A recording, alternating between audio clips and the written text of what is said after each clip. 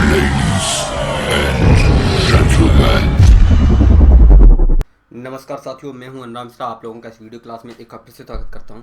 साथियों, आज हम लोग जो बात कर रहे हैं वो है आपका मध्यकालीन भारत का इतिहास। और लगभग मध्यकालीन भारत का ये जो वीडियो नंबर है वो है 8वां। और मैं आपको बता दूं, मैं आपको पढ़ा रहा हूँ मध्यकालीन भारत में चोल साम्राज्य के बारे में। तो चोल साम्राज्य का ये तीसरा वीडियो है और इसमें आपका चोल जो साम्राज्य है वो कंप्लीट हो जाएगा। यहाँ पर जो हम बात करेंगे बहुत इंपॉर्टेंट टॉपिक है। मुझे उम्मीद है कि आपका जो है बेड़ा जो पार है इन वीडियोज को देखने के बाद हो जाएगा। मैंने आपका अपने इस चैनल पे history, geography, polity, economics, science, मतलब कुल मिला के जो पूरा जीएस होता है वो मैं सारा का सारा करवा चुका हूँ। यहाँ पर अगर बात करें हम क्या बात करने वाले हैं, तो यहाँ पर जो हम बात कर रहे हैं वो चोल शासन, स्थानीय स्वशासन यानी चोल शासन, प्रशासन, सैन्य शक्तियाँ, चोलों का जो जो चोल साम्राज्य था उसका पैसे का साधन क्या था, नहीं आय का साधन क्या था, इस तरह मतलब कुल मिला के उसका एक तरह से जान सकते हैं एडमिनिस्ट्रेशन जो होता है उसके बारे में बात करेंगे। उसका इकोनॉमिक्स के बारे में थोड़ी सी बात करेंगे।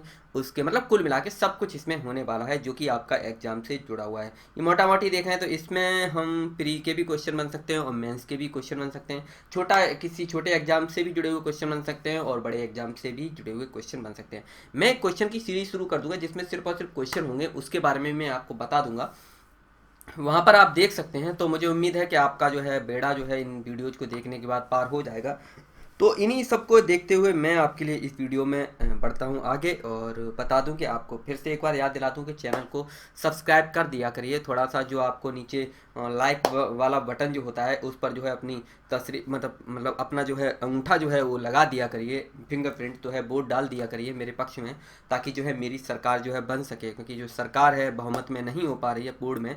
और आपको पता है प्रधानी का चुनाव चल रहा है और उसमें जो पौवा वगैरह देता है उसकी तरफ वोट का रुझान जो है ज़्यादा रहता है। तो हम पौवा वगैरह तो बांट नहीं सकते। आप हमसे अगर प्रेम थोड़ा बहुत करते हैं तो लाइक वाला जो बटन होता है उसको दबा दिया करिए। और थोड़ा सा जो एक लाल लाल रंग का बटन दिखता होगा उसको सफ़ेद कर दिए, इतना घुसा मारिए कि उसका सारा ब्लड जो है निकल जाए और वो सफ़ेद हो जाए, यानी कि आप चैनल को सब्सक्राइब कर सकें। कमेंट करके भी थोड़ा बता दिया करिए। मैं भूल जाता हूँ ये सारी बातें, लोग कहेंगे अपनी बोलता रहता है। मुझे लगता है कि यार अपनी भी थोड़ी बता दिया करें, आपके लिए तो हम कर ही रहे हैं। तो चलिए फिर देखते हैं आपका ये वीडियो। और इसमें हम जो बात कर रहे हैं वो मैंने बता दिया था चोल प्रशासन के बारे में, बहुत अच्छे से यहाँ पर समझने वाले हैं। तो आइए थोड़ा सा नज़र डाल लेते हैं चोल प्रशासन के बारे में, किस तरह से कहाँ कहाँ किस कितने भागों में बटा हुआ था। मंडलम क्या होता है, चोलम क्या होता, सॉरी नायडू क्या हुआ करते थे, नाडू क्या हुआ करते, तो आइए समझते हैं। तो चोल अगर प्रशासन की बात की जाए तो चोल प्रशासन का सर्वोच्च अधिकारी कौन हुआ करता था, राजा हुआ करता था। या जो राजा था वो चोल प्रशासन का सर्वोच्च अधिकारी हुआ करता था। राजा राज्य भूमि की उपज का 1/3 भाग लिया करता था। यानी कि अगर आपके पास 1 रुपया है तो कितना ले लिया करता था, 33 पैसे ले लिया करता था। तो कितना लिया करता था, 1/3 भूभाग राजस्व के रूप में वसूलता था। चोल प्रशासन की सबसे महत्वपूर्ण विशेषता थी, इन्होंने गांव के स्तर पर स्थानीय स्वशासन को बढ़ावा देना प्रारंभ किया था। ये चोल प्रशासन की या कहें चोल साम्राज्य की या चोल वंश का एक क्या सबसे प्रमुख और सबसे ज्यादा प्रमुख ये विशेषता थी कि यहाँ पर क्या था, स्थानीय स्वशासन को बढ़ावा दिया था गांव ग्रामीण स्तर पर। ये बहुत ज़्यादा कई एग्जाम्स में मतलब इससे प्रश्न बनते ही बनते हैं, समझ पा रहे हैं ना। तो फिर से बता दूं, मैंने क्या बताया, चोल प्रशासन की सबसे महत्वपूर्ण विशेषता थी, इन्होंने गांव के स्तर पर स्थानीय स्वशासन को बढ़ावा देना प्रारंभ किया था। साथ ही चोल प्रशासन व्यवस्था एक जटिल नौकरशाही पर आधारित थी। राजा जो था प्रशासन का क्या हुआ करता था, प्रमुख हुआ करता था। चोल जो थे राजाओं के अनेक अभिलेख उस समय की प्रशासन व्यवस्था पर क्या डालते हैं, प्रकाश डालते हैं। यानी कि चोलों के बारे में यदि लिखा हुआ मिलेगा तो वहां पर जो है आपको किसके बारे में देखने को मिल जाएगा, आपको उनकी प्रशासन व्यवस्था में देखने को मिल जाएगा। चक्कर क्या है, पंखा बंद करके डालना पड़ता है तो साला गर्मी लगता है, इसलिए मुझे लगता है कि कुछ होना चाहिए, खुशबू वगैरह। थोड़ा सा दिक्कत हो रहा है, अपने को गर्मी लग रहा है, इससे थोड़ी सी शांति मिल जाती है। बुरा न मानना, होली है। चलिए, तो मैंने क्या बताया, चोल राजाओं के अनेक अभिलेख उस समय की प्रशासन व्यवस्था पर क्या डालते हैं, प्रकाश डालते हैं। चोल साम्राज्य के विस्तार के साथ राजा की शक्ति और सम्मान में भी वृद्धि हुई। जब मैंने आपको बताया था विजयालय क्या करते हैं, तंजावुर वाला क्षेत्र जब होता है, यानी कि जो पल्लवों से क्या करते हैं, तंजावुर को जब छीन लेते हैं, फिर उसके बाद उनके बेटे आते हैं, कौन आते हैं, आदित्य प्रथम आते हैं। उसके बाद जो है पल्लवों से मुक्त कराते हैं और भी बहुत सारी चीज़ें कराते हैं। उसके बाद के राजा आते हैं आपके श्रीलंका पर विजय प्राप्त कर लेते हैं और मालदीव को जीत लेते हैं। तो मैंने क्या बताया, चोल साम्राज्य के विस्तार के साथ ही, यानी कि शुरुआत कहाँ से हुई थी, आपका ये तंजौर वाले क्षेत्र से हुई थी। और तंजौर के बाद आपका फिर ये हो गया, इस तरह से ये आपका बंगाल वाला सॉरी पश्चिम बंगाल वाला, ये आपका म्यांमार वाला क्षेत्र, यहाँ ये चलता चलाता है, ये आपका ये इस तरह से चला चलाता है। तो जिस तरह से इनका साम्राज्य का विस्तार हुआ उसके साथ ही राजा की शक्ति में और सम्मान में भी वृद्धि होती गई। राजा को असीमित शक्तियां प्राप्त होती थी, जो राजा हुआ करता था उसको इतनी शक्तियां प्राप्त होती, कितनी असीमित, जिसकी कोई सीमा न हो, उसको असीमित शक्तियां प्राप्त होती थी। फिर भी राजा जो था प्रशासन में विभागों के प्रमुख से क्या किया करता था, परामर्श लिया करता था, लेकिन परामर्श लेता था लेकिन कहीं पर भी मंत्रिमंडल का जिक्र नहीं होता है। तो फिर से बता दूं, मैंने क्या बताया, राजा की शक्तियां जो थी असीमित थी, फिर भी राजा प्रशासन में विभागों के प्रमुख से यानी कि विभागाध्यक्ष जो हुआ करते थे उनसे क्या करता था, परामर्श यानी कि सलाह मशवरा किया करता था।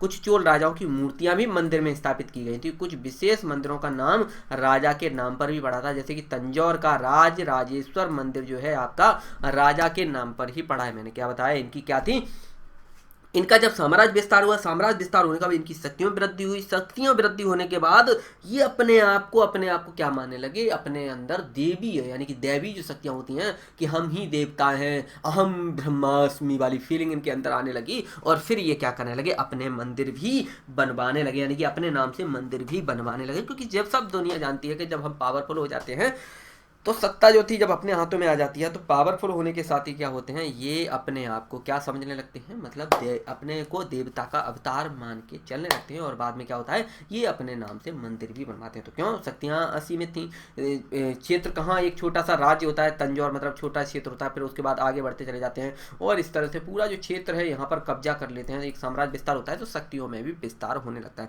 सीधा सा मतलब है कि आपकी अभी आप तैयारी कर रहे हैं, तैयारी करने के बाद जब आप जॉब लग जाएगी, जॉब लगने का आपके पावर आ जाएगी, समझ रहा ना, पावर आ जाएगी तो आप भी क्या है, हीरो बनने लगेंगे, समझ रहा ना। अभी आपकी घर में बिल्कुल पूछ नहीं है, फिर क्या है कि आप हीरो बनने लगेंगे, पापा जी से बात करेंगे स्टाइल मार के, पापा जी कुछ बोलिए, कुछ आपकी सेवा पानी की जाए, आपके लिए गाड़ी वगैरह, दूध चाय ठंडा, तो समझ पा रहा ना, मतलब तरीका होता है, एक समझ का खेल है। आपको मतलब माता पिता नहीं पढ़ाया लिखाया, जब आपकी जॉब लग गई तो आप ही उन्हें क्या दिखा रहे हैं, पैसा दिखा रहे हैं, क्योंकि आप तो अंश तो उन्हीं के ही हैं। इसी तरह से क्या था कि ये भी क्या बन जाते हैं, राजा बन जाते हैं, असीमित शक्तियां प्राप्त हो जाती हैं और शक्तियां प्राप्त होने के बाद ये अपने आप को क्या समझने लगते हैं, अहम ब्रह्मास्मि। समझ पा रहे ना। चलिए आगे बात करते हैं, ठीक है। तो चोल प्रशासन में ही आगे बढ़ते हैं। चोल साम्राज्य में उत्तराधिकारी का क्या था, नियम निश्चित था। सीधा सा मतलब था मारा यानी कि मारा लड़का जो है ये बैठा हुआ है मान लीजिए, तो उसको क्या करना है, अपने जीते जी यानी कि क्या करेंगे, सबसे बड़ा जो पुत्र होगा उसको क्या बना देंगे, राजा बनाने का यहाँ था क्या था, आपका निश्चित नियम था। सीधा सा मतलब कि मेरा बेटा होगा तो सबसे बड़ा जो बेटा होगा वही क्या बनेगा, राजा बनेगा, ठीक है। चलिए, तो चोल साम्राज्य में उत्तराधिकारी का एक नियम निश्चित था। राजा अपने जीवन काल में ही अपना उत्तराधिकारी क्या कर देता था, घोषित कर देता था, जिसको क्या कहा जाता था, युवराज कहा जाता था। जिस तरह के हमारे युवराज जो हैं इस समय वर्तमान के जो युवराज हैं भारत देश के कौन हैं, हमारे राहुल उर्फ, और भी ये कई सारे नामों से जाने जाते हैं, पप्पू, पता नहीं कौन कौन से, सॉरी अगर किसी को बुरा लगा हो, ये नेता हैं, युवाओं के नेता हैं, 50 साल के युवा नेता हैं।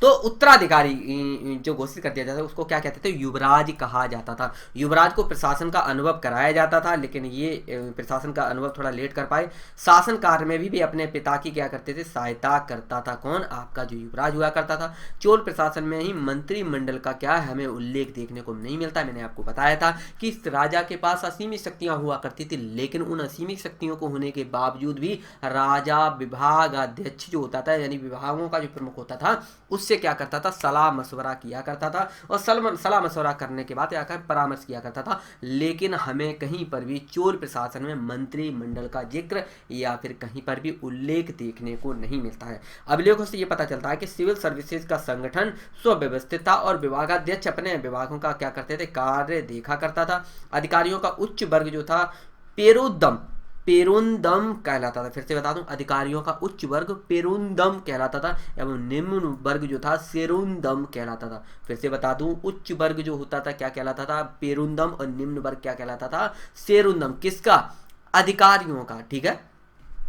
एक विशेष अधिकारी जो था ओल ई कुट्टम, फिर से बता दूं, एक विशेष अधिकारी ओल ई कुट्टम राजा द्वारा जारी आदेशों को क्या करता था, क्रियान्वयन करता था या कहें उन कार्यों को देखता था। फिर से बता दूं, एक विशेष अधिकारी ओल ई कुट्टम नामक राजा द्वारा अपने जारी आदेशों का क्या करता था, क्रियान्वयन करता था। अधिकारियों को भू राजस्व में दिया जाने वाला वेतन क्या होता था, जीविका कहलाती थी। फिर से बता दूं, जो अधिकारी हुआ करते थे उनको जो वेतन दिया जाता था भू राजस्व से, उस वेतन को क्या कहते थे, जीविका कहा जाता था। किसी भी विशेष क्षेत्र की सुरक्षा के लिए शक्तिशाली अधिकारियों को सुरक्षा का पाडिका वल कूली देना पड़ता था। फिर से बता दूं, किसी विशेष क्षेत्र की सुरक्षा के लिए शक्तिशाली अधिकारियों को सुरक्षा कर यानी कि पाडिका वल कूली देना पड़ता था। फिर से बता दूं, पाडिका वल कूली देना पड़ता था। किसको देना पड़ता था, सुरक्षा कर देना पड़ता था किसी विशेष क्षेत्र की सुरक्षा के लिए शक्तिशाली अधिकारियों को, क्या, पाडिका वल कूली। ठीक, चलिए आय के साधन देख लेते हैं। चोल प्रशासन के आय के साधन देख लेते हैं। क्या क्या आय के साधन थे, तो राजा की आय का प्रमुख स्रोत हुआ करता था, क्या होता था, या प्रमुख साधन जो होता था, भूमि कर होता था। भूमि कर का मतलब होता है कि जमीन से कर नहीं लेते थे, जो जमीन है, जमीन मतलब खेती बाड़ी जो किसान वगैरह करते थे, जो करते थे, उससे जो अनाज प्राप्त होता था, उससे जो पैसा लेते थे, यानी कि भूमि से जो कर लिया करता था, किसानों से जो कर लिया करता था, वो इनका क्या था, एक प्रमुख साधन माना जाता था। भूमि कर को एकत्र करने का कार्य जो था ग्राम सभाएं करती थी। किसानों को इस बात की सुविधा दी जाती थी कि वे भूमि कर चाहे नगद दें या कहें अनाज के रूप में दे सकते थे। नगद का मतलब कैश वगैरह, मतलब कैश का मतलब मतलब सिक्के के रूप में, कॉइन्स के रूप में, मुद्राओं के रूप में, या फिर मतलब जो मोहरें होती थी ना, उनके रूप में ये दे सकते थे, या फिर अनाज के रूप में भी दे सकते थे। भूमि कर की अगर बात की जाए, भूमि कर जो था उपज का 1/3 भाग था। विशेष स्थिति में जैसे अकाल पड़ जाता है, भूमि कर उसमें क्या कर दिया जाता था, माफ कर दिया जाता था। मैंने क्या बताया कि जो भूमि कर था कौन इकट्ठा करती थी, ग्राम सभाएं करती थी, और जो किसान हुआ करते थे उनको या तो नगद के रूप में या फिर अनाज के रूप में देने का अधिकार प्राप्त था। इसके बाद किसी विशेष परिस्थिति में, जैसे कि आपका सूखा पड़ गया, तो उनका उनका जो भूमि कर हुआ करता था वो क्या कर दिया जाता था, माफ कर दिया जाता था। चलिए राजा की आय के अन्य स्रोत देख लेते हैं, कौन कौन से जो है अन्य। व्यवसाय कर, कोई व्यवसाय कर रहा है, कोई व्यापार कर रहा है तो उस पर। आयात कर, यानी कि भारत देश से, यानी कि उनकी क्षेत्र की सीमा से दूसरे क्षेत्रों में भेज रहे हैं, या फिर वहाँ से मंगाया जाता है, जो आता है उसको आयात कहते हैं, जो दूसरे देशों में भेजा जाता है उसको निर्यात कहते थे। तो आयात कर, चुंगी कर, वनों और कारखानों से ETC कह सकते हैं, आदि इत्यादि। व्यय की प्रमुख मद है, यानी कि खर्चा किन किन पर करते थे, कौन, आपके जो चालुक्य वो चोल हुआ करते थे, वो खर्चा किन किन पर, यानी कि व्यय की प्रमुख मदों की बात की जाए तो राजा, राज परिवार और उसका दरबार, यानी कि जो राजा होता था, राजा का परिवार होता था, राज परिवार पर खर्च होता था, राजा पर खर्च होता था, और उसका जो दरबार हुआ करता था उस पर खर्च होता था। नागरिक प्रशासन, सेना, मंदिर और सार्वजनिक निर्माण तथा धार्मिक अनुदान इत्यादि में ये क्या हुआ करता था, खर्च हुआ करता था। तो ये आय के स्रोत आपको पता चल गया। व्यवसाय कर हो गया, आयात कर हो गया, चुंगी कर हो गया, वनों और कारखानों से कर हो गया, और सबसे प्रमुख जो कर था वो था भूमि राजस्व, यानी कि भूमि से प्राप्त किया हुआ धन ही यहाँ पर क्या था, चोलों का एक प्रमुख आय का साधन था। व्यय की मदें, जिसको मैं इकोनॉमी में पढ़ा चुका हूँ, व्यय मतलब खर्च किस चीज पे करते थे, राजा पे होता था, राजा के परिवार पर होता था। उसके बाद आपका उनके जो दरबारी लोग हुआ करते थे, कवि हो गए, वहाँ के जो कुछ प्रमुख लोग हो गए, जो नवरत्न होते थे, नवरत्न तेल नहीं बता रहा हूँ, वहाँ जो प्रमुख लोग जो दरबार में बैठते थे उन पर खर्च होता था, सेना के ऊपर खर्च होता था, मंदिर पर होता था, सार्वजनिक निर्माण, जैसे कुआं खुदवा रहे हैं, कोई मान लीजिए मेला हो रहा है, या फिर कुछ भी खेला हो रहा है, कहीं फिर खेला हो गया, आजकल चलता है ना खेला, तो कहीं पर मेला हो रहा है, कहीं खेला हो रहा है, खेल मतलब खेल वगैरह होता है ना वो, तो उसमें क्या होता था, ये खर्च होता था। धार्मिक अनुदान का मतलब कोई मंदिर बन रहा है, समझे ना बात को, मंदिर बन रहा है, मंदिर बनने के बाद तैयार हो गया, कोई फंक्शन करना है मंदिर में, मान लीजिए शिवरात्रि आ गई, तो उसमें क्या है कि आपका थोड़ा सा अनुदान यानी कि पैसा दे दिया।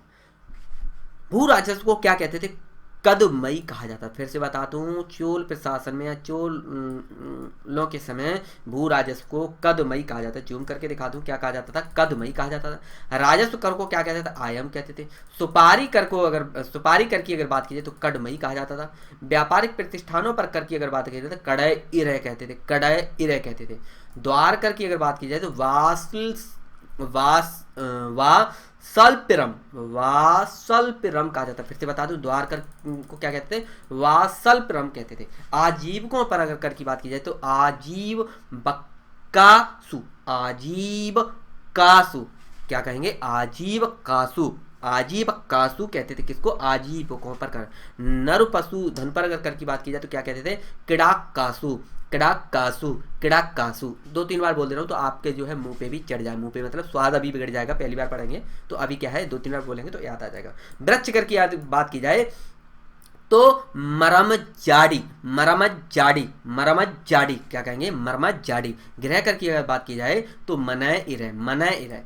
ग्राम सुरक्षा कर की अगर बात की जाए तो पाड़ी कावल, पाड़ी कावल। व्यवसाय कर की अगर बात की जाए तो मगनमय, मगनमय, मगनमय, ठीक है। तेल घानी कर की अगर बात की जाए तो पेविर, पेविर, समझ गए ना, क्लियर हुआ ना। तो आयम, कड़मई, कडेर, वा सल्परम, आजीवा कासु, किड़ाक कासु, मरम जाड़ी, मने इरय, पड़िकावल, पड़िकावल, ठीक है। मगन में, मगन में और पेविरे, पेविर, ठीक। चलिए इतना जानकारी काफ़ी है, मुझे उम्मीद है। आगे हम थोड़ा सा विस्तार से देखते हैं प्रादेशिक प्रशासन, ठीक है। प्रादेशिक जो इतना इन्होंने मतलब साम्राज्य बनाया था उस पर किस तरह से प्रशासन करते थे, यानी कि उस पर किस तरह से राज करते थे, आइए उसको थोड़ा सा देख लेते हैं। तो प्रशासन की अगर बात करें तो प्रशासन जो था आपका कोट्टम, नायडू, कुर्रम और मंडलम, जिनको हम प्रांत कह सकते हैं, तो इनमें बटा हुआ था। तो प्रादेशिक प्रशासन की अगर बात की जाए, ठीक है, तो चोल साम्राज्य प्रांतों में विभाजित था। जो चोल साम्राज्य था किसमें बटा हुआ था, प्रांतों में बटा हुआ था, जिन्हें क्या कहा जाता है, मंडलम कहा जाता है। क्या कहा जाता था, मंडलम कहा जाता था। फिर से बता दूं, चोलों का प्रशासन या कहें चोलों का जो साम्राज्य था वो प्रांतों में बटा हुआ था, जिनको हम क्या कहते थे, मंडलम कहते थे, ठीक है। चोल साम्राज्य में कितने मंडल थे, 8 मंडल थे। कितने मंडल थे, 8 मंडल थे। मंडलम का या का मंडल का प्रशासन करने के लिए किसी राजकुमार या फिर उच्च अधिकारी की नियुक्ति की जाती थी, जो राजा के वायसराय के रूप में कार्य करता था। फिर से बता दूं, जो मंडलम हुआ करता था उसमें एक उच्च अधिकारी की क्या की जाती थी, नियुक्ति की जाती थी। उसको क्या कहते थे, उसको क्या कहते थे, अधिकारी की नियुक्ति जो राजा के वायसराय के रूप में कार्य करता था।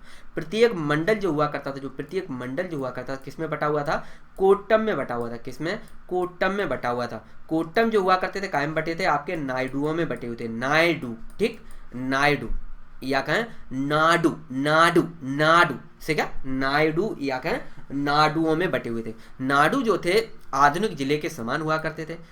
नाडू जो हुआ करते थे कई ग्रामों के समूह को क्या कहते थे, कुर्रम कहते थे। फिर से बता दूं, आपके मंडलम जो थे कायम है आपको कोट्टम में, कोट्टम कायम है आपके नायडुओं में, और नाडू जो हुआ करते वर्तमान के जिले के रूप में माने जाते थे। जो कई सारे ग्रामों के समूह को क्या कहते थे, कुर्रम कहते थे। यानी कई सारे गाँव मिलकर क्या बना देते, समूह, मान लीजिए एक गाँव वो ऐसे करके 10 से 15 गाँव बन गए, एक समूह बन गया, तो उन गाँव के एक समूह को क्या कहते थे, कुर्रम कहते थे, कुर्रम, ठीक है। समझ में आ गया होगा। जो साम्राज्य था, प्रादेशिक प्रशासन की अगर बात की, साम्राज्य किस में बटा हुआ था, साम्राज्य जो था प्रांतों में बटा हुआ था, जिनको हम क्या कहते थे, मंडलम कहते थे। मंडलम जो थे कोट्टम में बटे हुए थे। कोट्टम की बात की जाए तो नाडुओं में बटा हुआ था, नाडू, ठीक है, जो कि वर्तमान के जिले के समान हुआ करते थे। आइए देखते हैं स्थानीय स्वशासन के बारे में बात कर लेते हैं। स्थानीय स्वशासन, आइए थोड़ा सा स्थानीय स्वशासन देखते हैं। स्थानीय स्वशासन की अगर बात की जाए, चोल प्रशासन की प्रमुख विशेषता उसका स्थानीय स्वशासन था, स्थानीय स्वशासन था। ग्राम स्वशासन की पूर्ण इकाई थे और ग्राम का प्रशासन ग्रामवासी स्वयं करते थे। फिर से बता दूं, ग्राम स्वशासन की एक पूर्ण इकाई हुआ करते थे और ग्राम का या गांव का प्रशासन जो गांव के लोग थे या गांववासी हुआ करते थे वो स्वयं करते थे। चोल शासकों ने इन अभिलेखों से इस व्यवस्था का क्या मिलता है, चोल शासकों से इस अभिलेखों से क्या मिलता है, इस व्यवस्था पर क्या है, प्रकाश, विस्तृत प्रकाश डाला। सीधा सा मतलब है कि जब आप चोल जो है क्या देखेंगे, आप उनके अभिलेख वगैरह देखेंगे या फिर कहीं पर भी कोई लेख वगैरह देखेंगे चोलों के बारे में, यदि कहीं लिखा हुआ है विशेष रूप से, तो सबसे प्रमुख रूप से जो लिखा हुआ मिलेगा वो काय के बारे में लिखा हुआ है। अक्सर आपका स्थानीय स्वशासन के बारे में देखने को मिल जाएगा। चलिए आगे इसी में ही देखते हैं। तो जो अभिलेखों से प्राप्त जानकारी के अनुसार क्या होता है, अभिलेखों से प्राप्त जानकारी के अनुसार जो ग्राम सभा को क्या किया जाता था, 30 भागों में बांट दिया जाता था। सीधा सा मतलब ये था कि जो ग्राम सभा था वो 30 भागों या कहें मोटा मोटी कह सकते हैं 30 समितियों में बांट दिया या कहीं विभाजित कर दिया जाता था। और उसमें क्या किया जाता, एक निश्चित योग्यता रखने वाले व्यक्ति को क्या कर लिया जाता था, चुन लिया जाता था। मान लीजिए एक ग्राम सभा है, ग्राम सभा में क्या है, ग्राम सभा को 30 भागों में बांट दिया। वो उसमें 30 भागों का मतलब कोई टुकड़े तो कर नहीं दिए ग्राम सभा के, हर पूरी ग्राम सभा में क्या कर दिया, 30 सदस्य एक तरह से प्रमुख रूप से या कहीं 30 प्रमुख रूप से एक समिति का क्या बना दिया, एक समूह बना दिया, जो क्या था, ग्राम सभा के रूप में बटा हुआ था। फिर से बता दूं, अभिलेखों से प्राप्त जानकारी के अनुसार ग्राम सभा को 30 भागों में विभाजित कर दिया जाता था। और इसमें क्या था, निश्चित योग्यता रखने वाले एक व्यक्ति को क्या कर लिया जाता था, चुन लिया जाता था, जिसमें कुछ योग्यता क्या थी, आवश्यकता थी। कौन कौन सी वो योग्यता थी, जिसमें उस ग्राम सभा का एक तरह से सदस्य बनने के योग्यता, यानी कि वो पूरी ग्राम सभा में कितने माने जाते थे, 30 भागों में, तो उसमें एक सदस्य चुना जाता था और उसका एक प्रमुख भी हुआ करता था। ठीक है, तो क्या कौन कौन सी वो योग्यताएं थी, तो आइए देखते हैं। 1/4 वेली, लगभग 1.5 एकड़ से अधिक भूमि का क्या होना चाहिए, वो स्वामी होना चाहिए। वैदिक मंत्रों और ब्राह्मण ग्रंथों का क्या होना चाहिए, वो सम्यक ज्ञान होना चाहिए। वह उस ग्राम का यानी कि उस गांव का निवासी होना चाहिए। अपनी ही भूमि पर बनाए गए मकान पर वह रहता हो।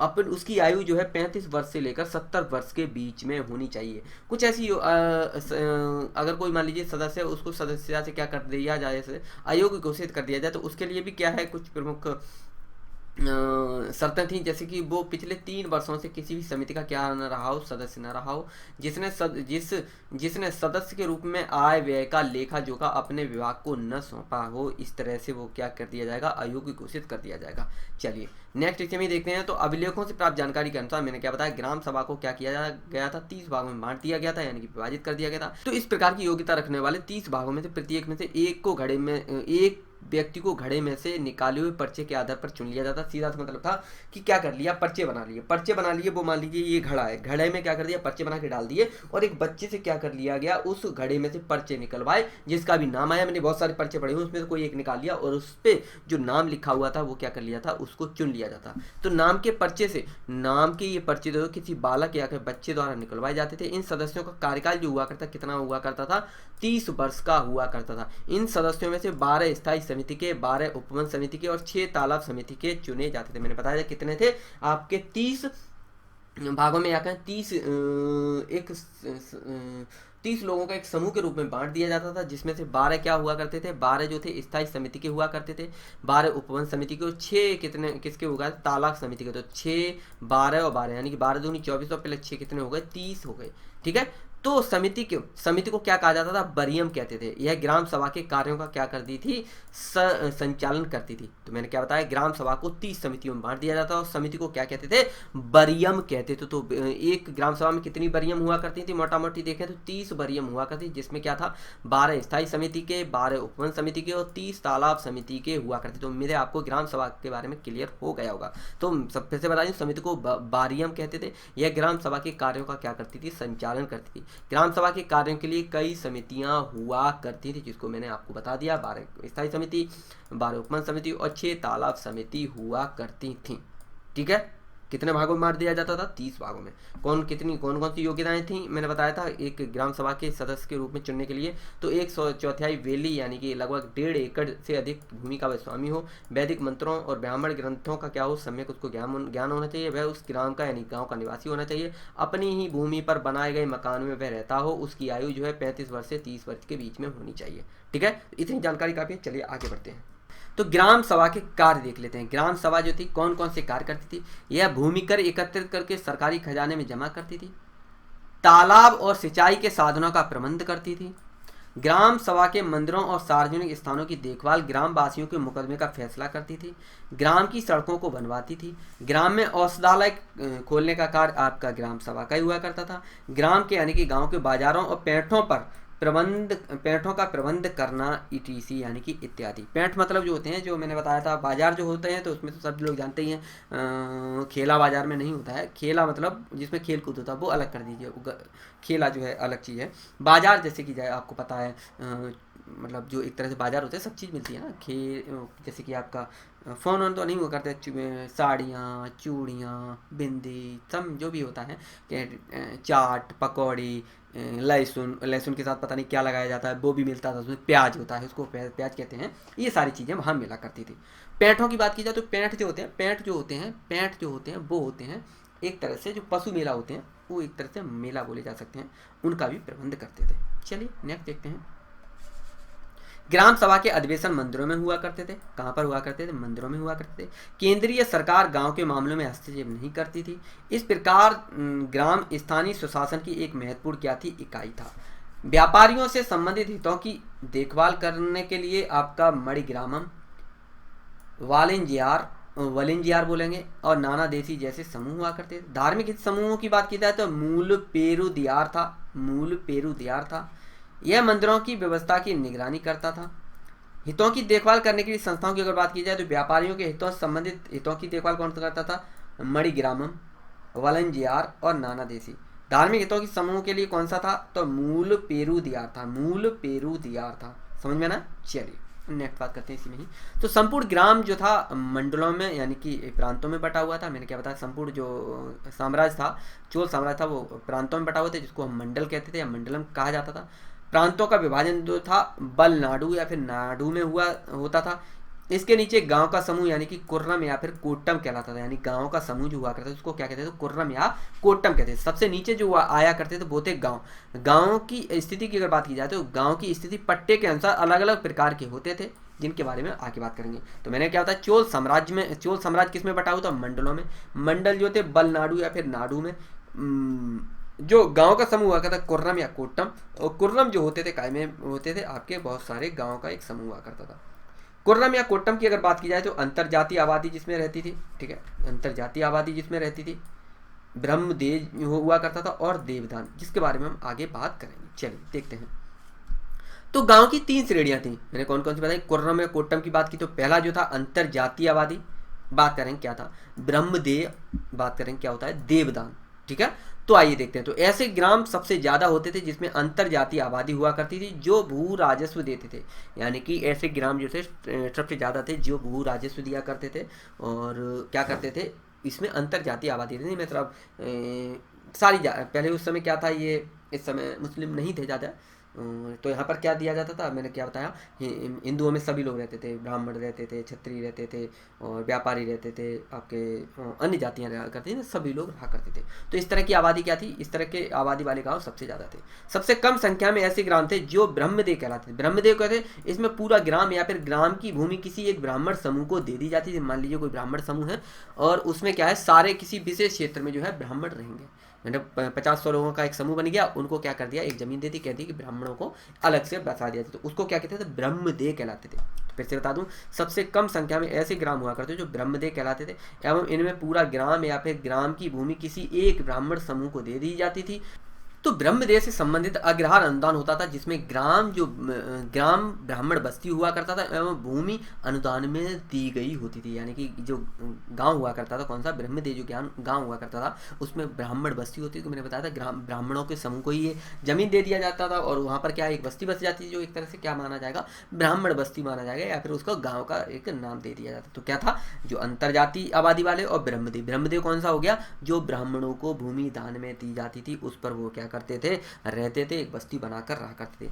ये भी कर मुक्त थे। कौन सा? आपका जो ब्रह्मदेव था, ये क्या थे? कर मुक्त थे। लेकिन ब्राह्मण अपनी इच्छा से निःशुल्क शिक्षा की व्यवस्था कर सकते थे। यानी मान लीजिए ब्राह्मण कहीं रहते थे, किसी गांव विशेष में रहते थे, लेकिन उन्हें क्या था? कर मुक्त था, उन्हें कर नहीं देना होता था। बस करते क्या थे? ये क्या करते थे? ये लोगों को क्या करते थे? ये शिक्षा प्रदान करते थे, वो भी निःशुल्क, अगर अपनी इनकी इच्छा है तो। देवदान की अगर बात की जाए तो ऐसे गांव देवदान कहलाते थे जो मंदिरों को दान में दिए गए होते थे। मंदिर, मान लीजिए कोई मंदिर बना है, उसमें क्या कर दिया गया? मंदिर के नाम पर जमीन कर दी। जमीन करने के बाद वहाँ पर कुछ लोग रहने लगते। जाहिर सी बात है, जो मंदिर में काम करने वाले, पूजा करने वाले, उनसे जुड़े हुए लोग रहा करते थे। तो ऐसे गाँव में भू राजस्व वसूला जाता था। किंतु उनकी वसूली सरकारी अधिकारियों के बजाय मंदिर के अधिकारी करते थे। फिर से बता दूं, ब्रह्मदेव जो था उनसे क्या नहीं किया जाता था कि अनुदान के रूप में ब्राह्मणों की दी जाती थी, तो उसमें कर नहीं वसूला जाता था। अगर बात की जाए, कर कहाँ वसूला जाता था? तो मैंने क्या बताया? आपका अंतरजातीय आबादी से वसूला जाता था और देवदान से वसूला जाता था। देवदान कौन सा था? जो मंदिरों को जमीन दी जाती थी। अंतरजातीय कौन सा था? जिसमें सभी जातियां रहती थी, ठीक है, उसमें ये इससे वसूला जाता था। इससे ब्रह्मदेव से नहीं वसूला जाता, क्योंकि ये ब्राह्मणों को दी गई होती है। और यहाँ पर क्या था? यहाँ ब्राह्मण जो थे निःशुल्क शिक्षा दिया करते थे लोगों को। देवदान से राजस्व वसूला तो जाता था, लेकिन इस पे जो प्रशासन के अधिकारी होते हैं, सरकारी अधिकारी इस पे नहीं करते थे, बल्कि मंदिर के अधिकारी ही यहाँ से कर वसूल करते थे। ग्राम स्तर पर 3 प्रकार की संस्थाएं थी। कौन कौन सी संस्थाएं थी? तो साधारण गांव में उर नामक संस्था थी। साधारण ग्राम में क्या थी? उर नामक संस्था थी। क्या? उर नामक।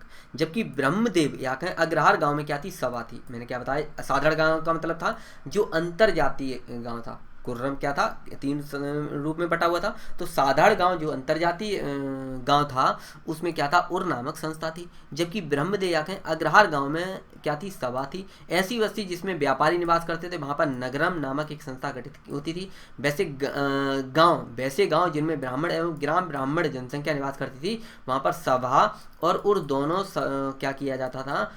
बनाई जाती थी। यानी कि ब्रह्मदेव जो था वहां पर क्या था? मान लीजिए सभा और उर इसमें दोनों बनाई जा सकती थी। ठीक है, अगर गैर ब्राह्मण और ब्राह्मण एक साथ दोनों निवास करती थी। ब्राह्मण वाले में तो केवल सभा बनेगी, जिसमें गैर ब्राह्मण थे और ब्राह्मण दोनों एक साथ रहते थे उसमें सभा और दोनों बनाई जा सकती थी।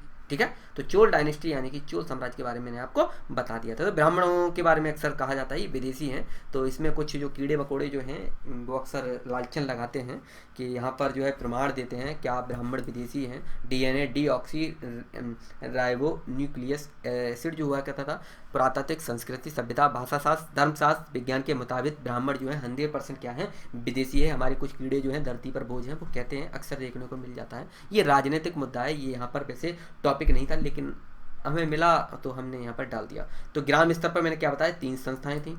उर साधारण गांव में बनते थे जिसमें अंतरजातीय थे। सभा ब्रह्मदेव या फिर अग्रहार गांव में बनती थी। नगरम की बात की जाए जिसमें व्यापारी निवास करते थे। समझ गए ना? चलिए, पारंतक प्रथम के समय के उत्तर मेरूर अभिलेख में 919 से लेकर 929 तक का इनका क्या था? समयकाल था। सभा की कार्यवाही पर क्या करता है? प्रकाश डालता है। फिर से बता दूं, पारंतक प्रथम के समय जो आपका अभिलेख लिखा गया था उसमें क्या है? सभा की कार्यवाही पे क्या मिलता है? प्रकाश डालता है।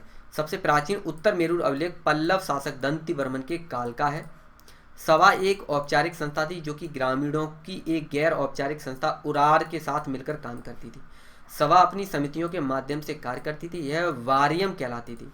समिति में 30 सदस्य चुने जाते थे। इन 30 सदस्यों में से 12 ज्ञानी व्यक्तियों की एक वार्षिक समिति गठित की जाती थी जिसको संवत्सर वारियम कहा जाता था। तो ग्राम स्तर पर मैंने सभाएं बता दी थी। उरु सभा नगरम साधारण गांव के लिए उरु, आपका ब्रह्मदेव अग्रहार गांव के लिए सभा और नगरम के लिए जिसमें व्यापारी रहा करते थे। तो वारियम की अगर बात की जाए तो 12 स्थायी समिति के मैंने बताए थे, 12 उपवन समिति के, और 6 जो थे मैंने यहाँ पर 7 लिखा दिख रहा होगा, 6 जो थे तालाब समिति के हुआ करते थे।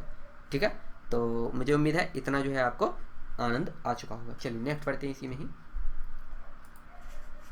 यहाँ पर देखते हैं समिति के बारे में। समिति में जो हुआ करता था, जो समिति थी, उपवन समिति को क्या कहते थे? तोटा बारियम। क्या कहते थे? तोटा बारियम जो था उपवन समिति को कहते थे। सिंचाई समिति को क्या कहा जाता था? एन वारियम सिंचाई समिति को कहा जाता था।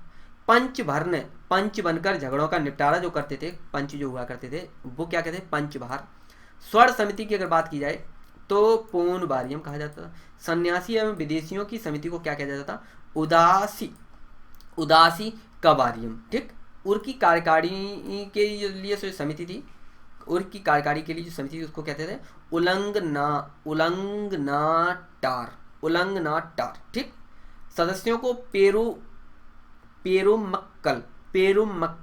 ठीक है, तो सभा को पेरुगुरी कहा जाता था और सदस्यों को क्या कहा जाता था? पेरुमक्कल कहा जाता था। सभा को पेरुगुरी कहा जाता था, इसके सदस्यों को पेरुमक्कल कहा जाता था। सन्यासियों और विदेशियों की समिति को क्या कहते थे? उदासिक बारियम। ठीक, उर की कार्यकारी समिति को क्या कहते थे? उलंगनाटार। ठीक, सभी बैठकें मंदिर के आहते में होती थी जिसमें ढोल बजाकर लोगों को क्या किया जाता? इकट्ठा किया जाता था। ठीक है, मुझे उम्मीद है इतना आपको आनंद आ गया होगा। चलिए नेक्स्ट देखते हैं। तो चोलों के समय में कुछ ऐतिहासिक स्थल भी यहाँ पर देख लेते हैं। तंजौर मैंने आपको बताया था, यहाँ पर चोल साम्राज्य की राजधानी में राजराज प्रथम द्वारा निर्मित बृहदेश्वर मंदिर है। अनुराधापुर चोल युग में श्रीलंका की राजधानी थी जिसे राजराज प्रथम ने ध्वस्त कर दिया था। ये 2 हैं। ठीक है, चलिए सैन्य प्रशासन के बारे में बात कर लेते हैं। आपका जो चोलों के लिए बहुत महत्वपूर्ण अंग है चोलों का एक। इसमें आपका जो चोलों ने बनाया था नेवी, जिसको हम कह सकते हैं जल सेना के रूप में इन्होंने अपने आप को विकसित कर लिया था, क्योंकि एक समय ऐसा था कि जो चोल थे उन्होंने जो बंगाल की खाड़ी वाला क्षेत्र था उसको एक झील, चोल झील के रूप में परिवर्तित करते हैं, मतलब इतना प्रभाव था इन लोगों का। आइए सैनिक प्रशासन के बारे में बात करते हैं। चोल राजाओं ने एक विशाल सेना का संगठन किया था, या विशाल सेना को बनाया था। सेना के प्रमुख अंग जो थे पैदल, घुड़सवार, हाथी और नौसेना। सेना में अनुशासन पर बड़ा जोर दिया जाता था। सेना की नियमित रूप से ट्रेनिंग दी जाती थी और विशेष सैनिक शिविर यानी कि कड़गम भी लगाए जाते थे। अश्व सेना के लिए बहुमूल्य अरबी घोड़ों को खरीदा जाता था। इसमें अधिकांश घोड़े दक्षिण भारत की जलवायु के कारण मर जाते थे और इस प्रकार क्या था, राज्य का बहुमूल्य धन जो था विदेशों में चला जाता था। ठीक है, क्लियर हुआ होगा उम्मीद है। चलिए नेक्स्ट देखते हैं। इसी में सैनिक प्रशासन में चोल सेना की एक विशेषता ये थी कि जहाजी बेड़े का ये प्रमुख संगठन था। फिर से बता दूं, चोल सेना की एक विशेषता जहाजी बेड़े का संगठन था। इस शक्तिशाली जहाजी बेड़े के कारण चोल राजाओं ने समुद्र पार अनेक द्वीपों को जीत लिया था। बंगाल की खाड़ी को एक चोल झील के रूप में इन्होंने बांट दिया था, यानी परिवर्तित कर दिया था। तो वर्तमान समय की तरह, यानी वर्तमान में जो आपका सेना में पद हुआ करता था, तो वर्तमान समय की तरह उस समय भी यानी चोल प्रशासन में भी सेना में अनेक रैंक यानी कि पद हुआ करते थे, जैसे कि नायक, महादंड नायक, ईटीसी। ठीक है, तो यहाँ पर आप देख सकते हैं ये इस तरह से किस तरह से इन्होंने अपने आप को बहुत लंबा चौड़ा बांट लिया था, ये इस तरह से। चलिए नेक्स्ट देखते हैं और फिर टॉपिक को खत्म करते हैं। सैनिक प्रशासन में विशेष वीरता दिखाने पर परमवीर चक्र की तरह क्षत्रिय शिखामणि की उपाधि दी जाती थी। सेना में अनुशासन पर जोर दिया जाता था। फिर भी चोल सैनिकों का विजित शत्रुओं के प्रति जो था व्यवहार बहुत बर्बर हुआ करता था। यानी कि चोल में क्या किया जाता था, मैंने क्या बताया, अनुशासन पर बहुत जोर दिया जाता था। उसके बावजूद भी चोल जिस क्षेत्र को जीत लेते थे, उनके जो शत्रु हुआ करते थे, मान लीजिए आप दुश्मन हमारे और हमने आपको हरा दिया, हराने के बाद आपके साथ बहुत गलत बर्ताव या बर्बर जो था व्यवहार किया जाता था। और दुश्मनों के साथ तो होना चाहिए, माँ की आँख उसकी जो दुकान करे वो उसकी, समझ रहे ना। चलिए, स्त्रियां और बच्चों पर भी अमानुष अत्याचार किए जाते थे, ये भी देखने को मिलता है। यानी कि आप समझते हैं स्त्रियों के साथ तो आदमी एक ही काम कर पाता है, वो तो आप लोग एक्सपर्ट होंगे, जानते होंगे, आए दिन आपको देखने को मिल जाएगा। ठीक है, और बच्चों की बात की जाए तो उन्हें मारना, पीटना, उनके शोषण करना, इस तरह की चीज़ें। सेना में अलग अलग हिस्सों के अलग अलग नाम थे, इतनी जानकारी काफ़ी है। राजा की व्यक्तिगत सुरक्षा में पैदल सेना, बड़े पिर कैकोलस, बड़े पिर कैकोलस। ठीक है, फिर से बता दूं, राजा की व्यक्तिगत सुरक्षा में पैदल सेना को क्या कहता था, वड़े पैर कैकोलस कहा जाता। गजारोही दल को कुजिर मल्लर कहा जाता था। अश्वरोही दल को कुच्च बगर कहा जाता। धनुर्धारी दल को वल्लीगढ़ कहा जाता। पैदल सेना में सर्वाधिक शक्तिशाली को कैक कूलर कहा जाता था। पैदल सेना में तो हुआ ही करता था, उसके बाद पैदल सेना भी जो सबसे शक्तिशाली हुआ करता था उसको कैक कूलर कहा जाता था। भाला प्रहार करने वाले दल को सेंग गुंदर, राजा का अति विश्वसनीय अंगरक्षक वलैकार कहलाता था। सेना गुल्म एवं छावनियां कड़गम में रहती थी। सेना की टुकड़ी का नेतृत्व करने वाला नायक तथा सेनाध्यक्ष क्या था, महादंड नायक कहलाता था। ठीक है, ये इस तरह से कुछ आपके जो हो गया एक छोटा सा परिचय हो गया सैन्य प्रशासन के बारे में, इनकी आय व्यय के बारे में, इनका स्थानीय स्वशासन के बारे में, इनका प्रशासन के बारे में। तो मुझे उम्मीद है आनंद आ गया होगा वीडियो को देख के। इसी तरह से आप सपोर्ट, इसी तरह से प्यार देते रहिए। अगला वीडियो जो होने वाला है मैं आपको बता दूं, राजपूतों से जुड़ा हुआ होने वाला है। राजपूत काल के बारे में चर्चा करेंगे। इस वीडियो में हम लोग इतना ही रखते हैं, अगली वीडियो में मिलते हैं। तब तक के लिए नमस्कार, जय हिंद और वंदे मातरम।